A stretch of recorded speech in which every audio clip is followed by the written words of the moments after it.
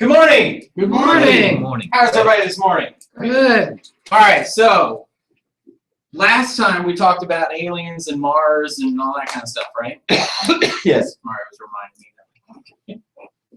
We do this. That way if somebody comes in late, they'll be like, whoa, what's that? You don't want me to leave early. You can't get out either. So we're going to jump to our, what are we talking about today? Intouch. All right. We're going to go through the process. We get to NRT Gateway, right? Right. That's the best way to do it. Right. Last time I sat over here and it worked out okay. Am I still on screen? Once I sit down, check for me. I'm going to turn off my phone. We're going to do all this good stuff. I'm good? A little bit. A little this way? That way. Am I blocking the screen completely or no? No. Okay. So we're going to go into here, and I'm going to show you my Intouch. All right. And we go right up here just into the dashboard, right? Okay.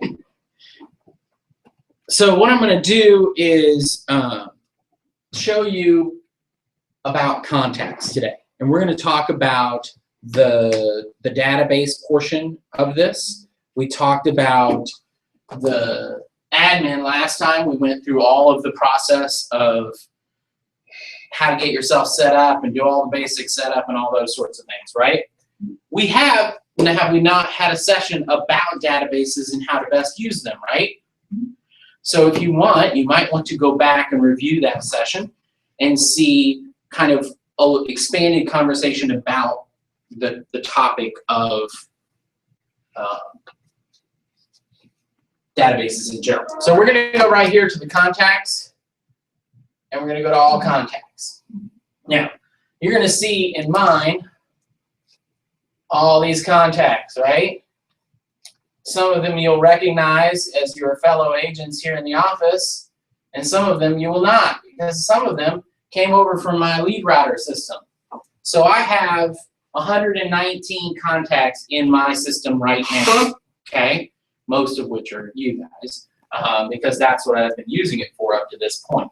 I'm working on trying to pull together my database to pull other people in and start using it for recruiting for me personally, but you guys obviously do your thing. So let's talk about the search options first of all.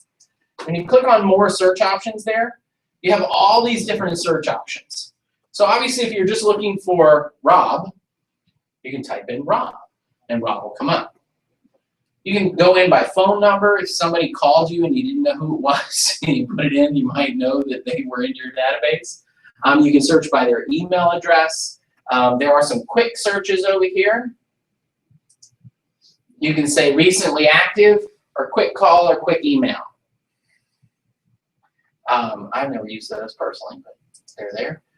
You can search by status. So this is one of the things that we need to start developing and start understanding. In Intouch, what are the fields and how do we organize people? Okay, because that's an important process. We can search by average price. We can search by groups, types, subtypes, last activities, the account they were created, when they were created, where they're looking. Can you see how that might be useful? So if looking in, instead of city, we put neighborhoods, we could say, okay, I'm getting a listing in Redfield. I'm going to go in my database and see everybody that was looking in Redfield. Right? Might be an option. Or you might put city. Buyers do tend to go broad spectrum these days. You can put in search in the comments. You can see which ones are on campaigns, which ones are on Market Insider, phone numbers, listing alert campaigns, and all that sort of thing. So let's go in and add a contact so we can look at all the different blanks. So you just go up to contact and then add a contact. Okay? I know I made mine quiet. All right, so here we go. Here's our primary details. First thing we got to decide is what is the status of this? Most likely, yours will default to new. I changed mine to default to cold because most of the people I put in Or you guys, I don't want you on a new campaign. Like, that's not what it's for. So that's why when I was importing people, I defaulted it to cold. But you have new, hot, warm, cold, and sold. Cold and sold are not related, right? Just one letter wrong. Let's talk about why, when you're new, what does that mean? Recently input. So a new sign call, people off of a open house or whatever, that, you know, a person you just got the lead, just came in off the lead router, whatever, you know, wherever you got this person from, they're going to be new. What's the difference between hot and warm, do you think? Hot is somebody who's looking to buy. Now, warm is they're Don't forget looking- sellers. Well, or to sell now. Right. Warm is a slightly longer time frame. Okay. Okay. And at what point in the length of time frame do they become cold?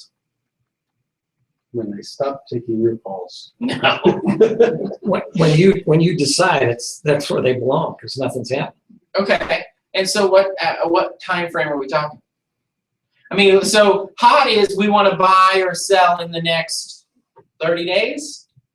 Is that good? Yeah. What about next 60 days? Is that still hot or no? It would be Could be. Yeah, Okay, personally, I think I'd agree. I'd go with I'd keep that Yeah. as hot. I would. How about 90 days? Now we're starting to maybe only be warm, right? Because if they can't really do anything for another 90 days, we're not really super hot on them yet. Okay? So let's say 3 months. That's 3 months. Let's say 6 months. Buyer don't want to buy anything for 6 months. Seller don't want to sell for 6 months. Is that still warm? No.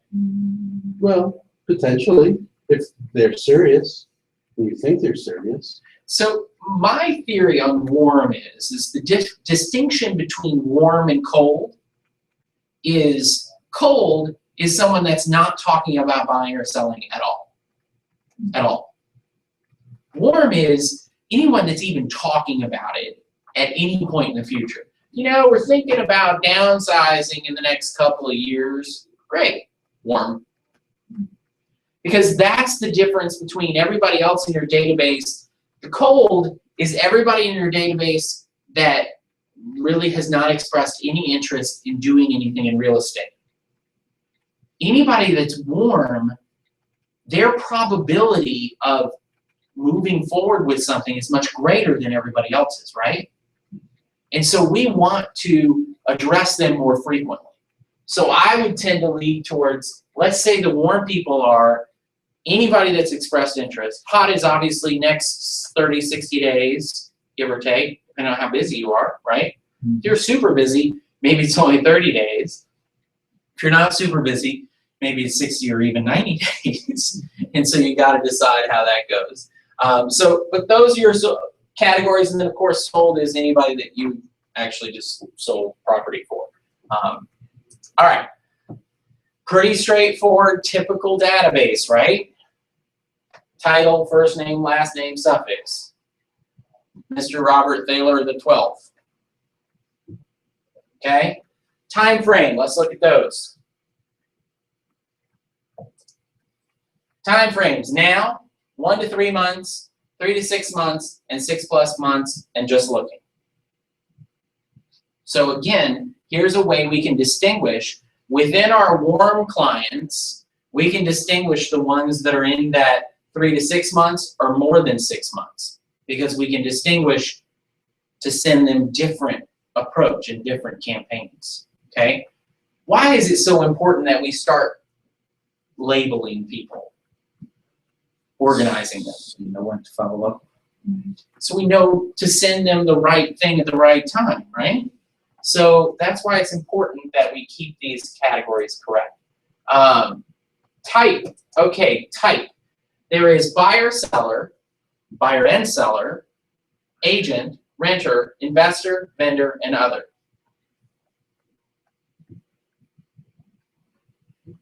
Again, helpful if you know that all your buyers are buyers. You can go from there. You can also do a subtype. So within buyers, you could do a subtype of some other kind, I guess. Luxury, not luxury, I don't know. There are so many other fields. I haven't come up with a great use for subtype quite yet in my world. But you know, if you think of it, let us know and we'll share it out. Well, could you do subtypes by price ranges? Like there's later on, there's price range, area. A lot of those that you would maybe consider what you might do a subtype for already have fields somewhere else. And so that's where it gets a little difficult as to why you would want to do that. Category. So category is one that LeadRouter uses when things transfer over from LeadRouter into Intouch. They get a category, that's the red and yellow and green lights. So because of that, I personally wouldn't use category for any reason. There are enough other organizing fields that we don't really need that one. So I would kind of leave that one alone so that it doesn't get messed up. Because with the ones that come over from Intouch, from LeadRouter, I don't think you can change that. And so you don't want to mess that up and not be able to categorize. You know, you don't want to use that as a field. So let's just not use that. Nickname, salutation, gender, company, job title, birthday, purchase anniversary. Birthday, super important to put a birthday in if you know it, because you can use that in a campaign. The more data that we can put in here, the better off we are in our ability to leverage that data for reaching out to the person, okay? Phone numbers, you got home, cell, work, and fax. Email addresses, you got 3 emails. How often do you see the word tertiary email? Wow, common. And referral info. So this is kind of just your box that you chit chat about maybe where they came from. Aunt Sue sent me this one, or you know, whatever. And then you've got just a basic comments box that you can use for keeping up with conversations and things if you want. Moving down into the address section, you've got their address. And you can put the address title, okay? So what is this? This is their primary home, this is their apartment, this is whatever. Put the address in, you put what type of property it is, which you would be surprised to find out that those are things like single family condo, right? That's pretty straightforward. You put in the square footage, you can put in the beds and the baths, so you know as much as you can know about the property that they live in. Why would that be important? Whether they're going to be upsizing or downsizing. Think about it from a farming perspective for a second. If I farm a neighborhood and my database gets built because I go around and proactively seek out the neighbors to find out information about their house and everything, and I create a database in my database of the basic specs of their house. 3-bedroom, 2-bath, 5-bedroom, 4-bath, whatever. I get a potential buyer come into a listing I have. They're interested in this neighborhood. I could send out specifically just to those that have at least 4 bedrooms in my neighborhood.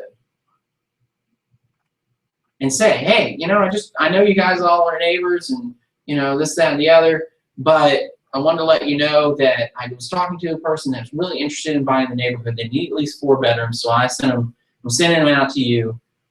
I said, find out if you might be interested in selling your house. Is that a legitimate reason to reach out? Does that show the client or the prospective client on the other end that you are kind of paying attention and doing more than the average agent out there?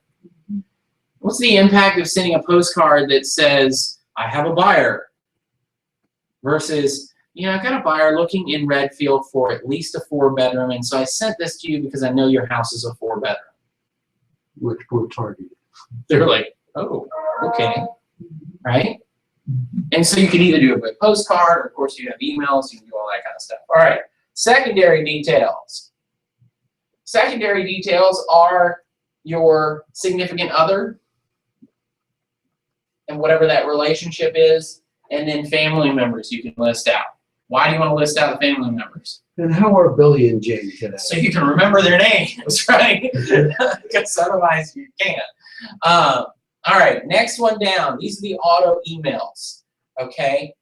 We can send a welcome email to the contact. And remember when we did our setup, there was the welcome email setup. This would be the manual one. Remember there was an automatic and a manual? The manual one that you've written in that says, hey, I just want to let you know I've registered you. If you want to, go in and search for any properties in the area, there's a search set up for our neighborhood, blah, blah, blah. Listing alert campaign. Remember have we talked about listing alert campaign yet?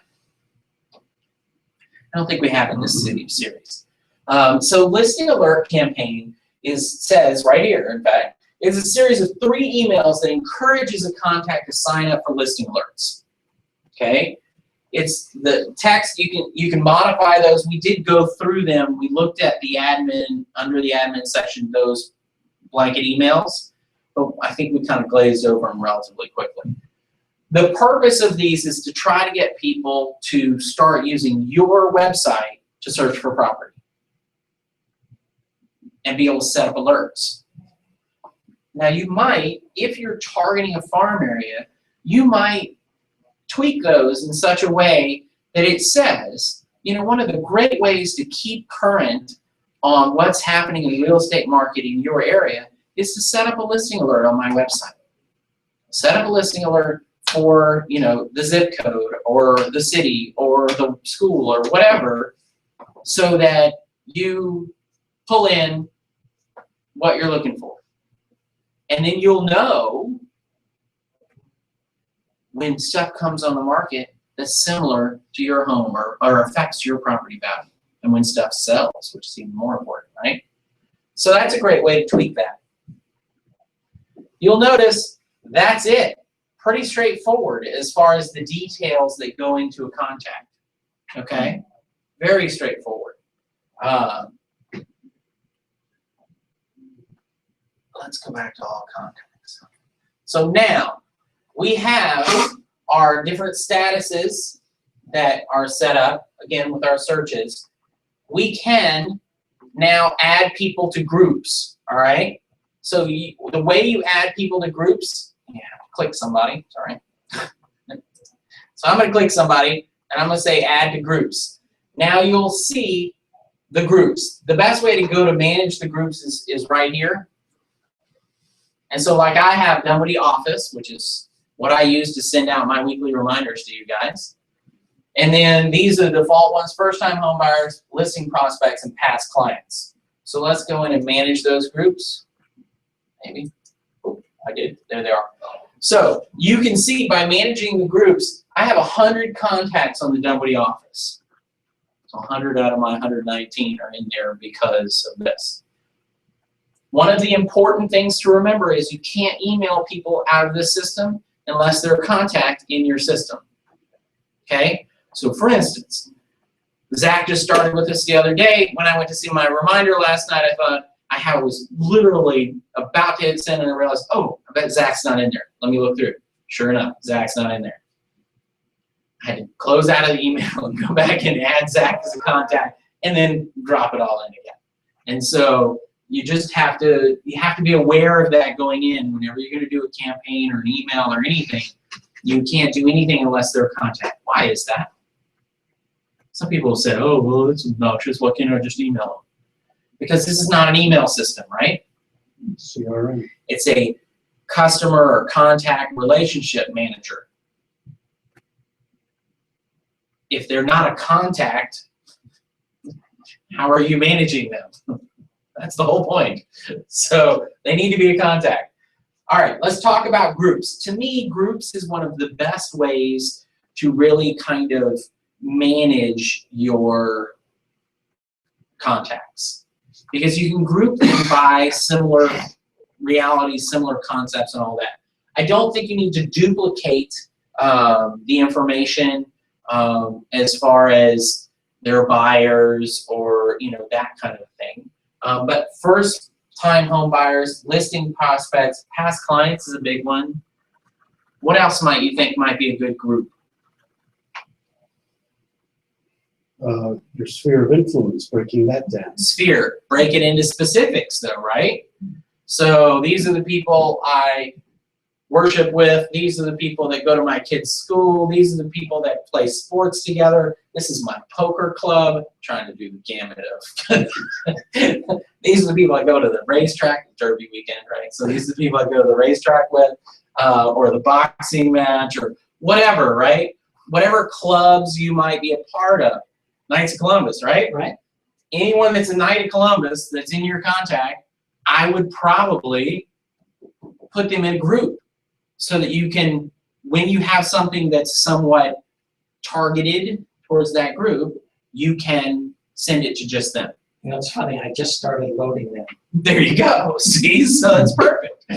And that's what's fun about this system is that because of the automation of this system and everything, we really have the ability to manage a whole lot more contacts than we ever used to. If you talk to some of the old gurus, they talk about you really can't have more than 100 or 200 contacts in your kind of hot hopper because you can't manage more than that. You can't keep up with that many. With this system, you can keep up with thousands and thousands of people because we can set up little drip campaigns. You know, most of the people in your contact database will probably be cold leads, right? Because you're entering all your friends, and most of them are probably cold leads, Right. right? Yeah. So they're not people that you expect to get anything out of, but if you stay in front of those cold leads, when they warm up, you've been in front of them. You're the person to keep in touch with, right? And so that's part of why I really think it's important that you put as many people in here as you can, and you group them so that you can effectively create useful campaigns and things. And when you think of something, you can shoot it out and use that. Okay? Any questions about groups and how they work? And you can have as many groups as you want, right? As far as I know, yeah. Okay. I don't see why you wouldn't. So, you know, yeah. And the fun thing is people can be in more than one group. Right. Okay? Just because they're a Knight of Columbus doesn't mean they can't be a hot buyer, right? Or they can't be a listing prospect, or they can't be, you know, whatever. Well, you can also do groups based on geography, like these are the Johns Creek people, these are the Midtown people. Can, and that's part of what we need to look at, you know, when we look at the other contacts. So when we look at a contact, for instance, let's use Zach since we just played with him. See, he's in here, and we don't have any activity really on him.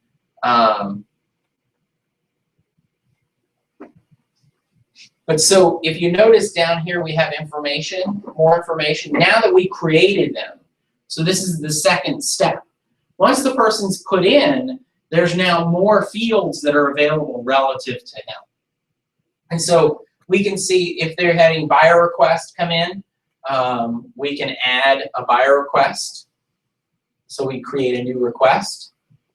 Here's the request. This is what area they're looking in. This is the price point, the beds and baths, and all that kind of stuff. Why would you take the time to do that? You understand their needs. Because it helps you communicate with what they're looking for, right? And you don't necessarily, these don't necessarily have, this is planning to buy. This could be planning to buy just looking. But I know that when they go to buy, they're going to be looking for this because this is the conversation I had with them. Okay? Same thing. We can look for purchase price. We can look for square footage, rent or own, property types, construction type. I mean, look at all these different fields that weren't available before we put them in as a contact. So the initial entry of a contact, and that's sort of different than a lot of databases, is the initial entry of the contact is their basic contact information. Now, once they're entered as a contact, we can start to expand upon them. What else do we know about them? Well, we know that they have a, you know, they're looking, this is their buy request. Or in, you know, in your information and activity, you can edit. You click on edit, and you go back and edit any of these. So they can, you know, this is entered just looking. Now they're for 3 to 6 months. Listing address is on. Now we can turn it off if they want, if you don't want to see it specifically. You know, those sorts of things. And you can go through the whole activity of different things with them, including, and so let's look at, we can set reminders for them. We can send them an email from here. We can send them listings from here once you've connected the MLS the way you were supposed to. And then under more actions, we can add them. We can send them a seller's market report. If you're pro, it's only pro. You can transfer them, print them, export them, or resend them in welcome email if they didn't get it. Or maybe you didn't send it originally. You know, I'm loading a list of 30 people that I'm in a group. Mm-hmm. And what I realized, all I got was put their names on it. You're talking about a lot of time to go through and enter all of this stuff on every one of those people. Yeah. I didn't realize how much time it was going to take to do that. So one of the things, to really put all that different stuff in there. but remember when we talked about, and this is our listing alerts saved and viewed if they've been on the website and picked up anything. And then this is our history of anything and everything we've ever done with them, manually entered. Okay. All right. So let's go back to the contacts for a second. Let's talk about that process for a second, because we did a whole session on it, but this is a good reason to bring this up again. When you're entering a list, say you've got a list of 100 people, and we'll use Zach as an example at the moment. Relatively new agent, just pulling together his database for the first time. He has 2 options. He can import that list as a spreadsheet, because right now he's put them all into an Excel spreadsheet, and he's got everything in there so that he can show, you know, name, address, phone number, email, all that kind of stuff. And so he can import that all in and just put them in just like that, or you can go in and type them in one at a time. Either way, you've got to remember that when one of the best things we've talked about in the past is as you're putting people into your database is when you need to be contacting them. So unlike what I did, which was import all of you as cold, because I don't need to follow up. I mean, I talk to you guys every day. If I were to import another list, for instance, say I was to import my sphere, even if I imported that, I would import them as new, because I would want to make sure that I made contact with every single one of them before moving them to any other status. Now, why would I do that? You got your 30 guys at the Knights of Columbus, right? Mm-hmm. If you put them into a spreadsheet, put all their information in a spreadsheet, you can import them into your Intouch just like that. But if you import them as new and then take a moment to go through each one of them and call them and talk to them, what's that going to accomplish for you?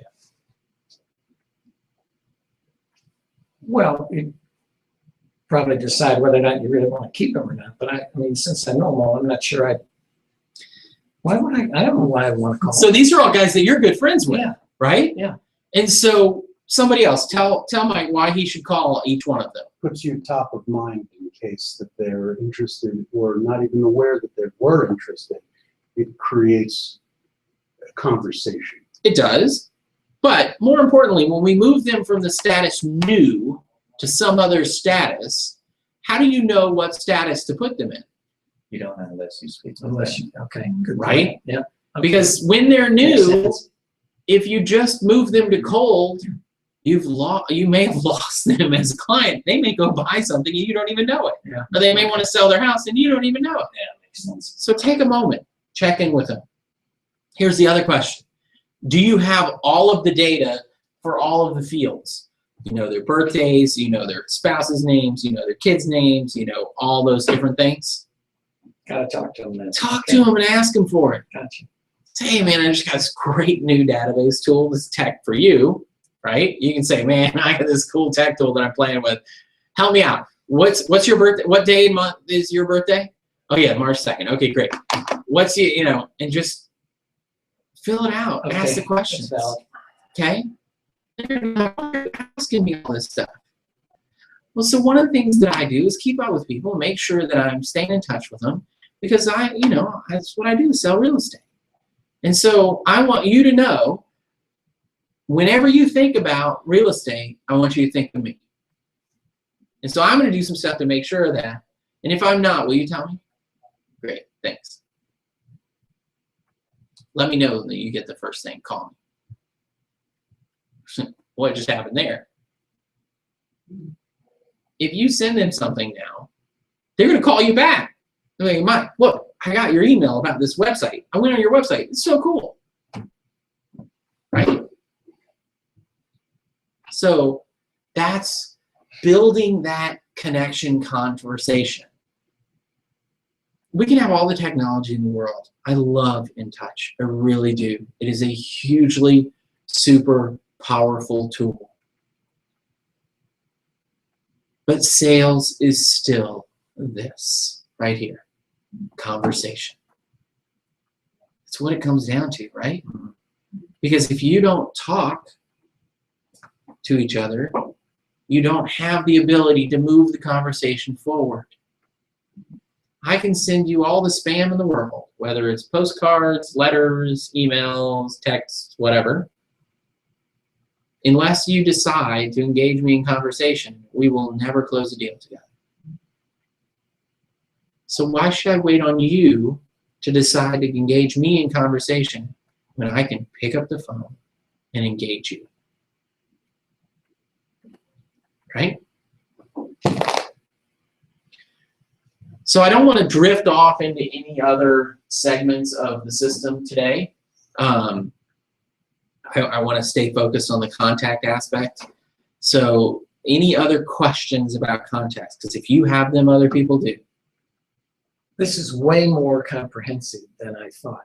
Once you stepped and clicked on all those different things, I would never have dreamt you'd have that much information about somebody. I mean, from all the other almost- systems I've been in. That's my point too. I mean, you almost know their blood type. I mean, it's pretty personal, which is why in our system we can't get into this system for your clients. Okay, you can put all the personal comments and things you want in here because this is your data. We as a company, as a brokerage, as managers, staff, whatever, can't get into your Intouch database. Not that I have time to do anything with it, but just in case you think I am, I'm not, because I can't. Why do you think I'm using mine as an example? I can't pull yours up. So, this is the reality of it. Put your info in and use it. It will make you money. Two-step process. This is step one. Well, step one was getting set up. Step two is putting your contacts in. Step three, set up your auto contact campaigns and let it make you money. Because Still needs to pick up the phone. you do. But here's the thing. If I knew, or let's ask you the question, if you knew that when you got up in the morning, Intouch was going to tell you, hey, you got to call these 4 people today. And here's what's going on with them. Would that make it easier for you to pick up the phone? Absolutely. Right? Instead of, I got a database of 250 people. I got a phone. I was teaching an app the other day, and they were doing their first prospecting day, and several of them came back, and they'd only made, 3 or 4 phone calls, and one of them said, I ran out of numbers. I said, do you have a phone? Yeah. I said, so here's a cool little thing on your phone. You open up your phone, and you click on the phone app, right? And in the phone app, there's usually a contact button. And that contact button pulls up all the phone numbers that you have. You called every one of those? No. Oh, why not? Because I know for me, I have like almost 2,000 people in my phone, if not more, because it blends in Facebook and all kinds of crap. And so I know they're all in there. If I really wanted to just start prospecting for business, you know what I do? I pick up the phone and I go, okay, sort it alphabetically. Cool. I'm gonna start with Aaron Green. That's first on my list. Next is Aaron Clock. Mine's obviously sorted in first name. Aaron Lath and Aaron Long and Aaron Gage and Abby Ross and Abby Sheffield and Abigail Gibbons. I might not call her, she's a kid. Abby Haley. But I'm gonna call, right? And look, I mean, it just goes on and on and on and on and on. And you just keep calling. Hopefully, oh, I am calling somebody by accident. Oops. So you just keep calling people. But what this does is it makes it a little less daunting. Take the time, set it up. Say to yourself, okay, I'm gonna give myself a week to get all my crap together and get it in. And get it all in. And then start working through it. Start processing it. Start calling down the list. Turning people from new to whatever status they need to be. Setting them up on campaigns. We're going to keep going in this sessions. We're going to go through all the other things, but it's going to take us many, many sessions to go through the details of all the different things. The fun part about our sessions is they're going to be very focused on how do we leverage this to make more money. Because what's the purpose of Intouch? Money. Make you money. I can guarantee you NRT does not spend money on something unless it makes them money. So they didn't work with Market Leader for over a year and a half to develop a tool just to offer you something that isn't going to work. I promise it'll work. It's so cool and so powerful. All right, next time we'll move on to the next segment of Intouch and kind of go from there. I think we might jump to website because I want to make sure that the website is as set up and functional as possible before you really start dragging people into it, right? Because part of what Intouch does is direct people towards your website. And so we want to make sure that your website is really, really set up effectively. Now, last time we went through the website admin side, right? And we set up the tabs, we set up the Mars tab, and we did all that kind of stuff. But I think we might go into a little bit greater detail of the profile aspects of it and the language that you use on different pages and those sorts of things. Okay? All right. Thank you guys for coming. Thank you. And we'll see you next week. Okay.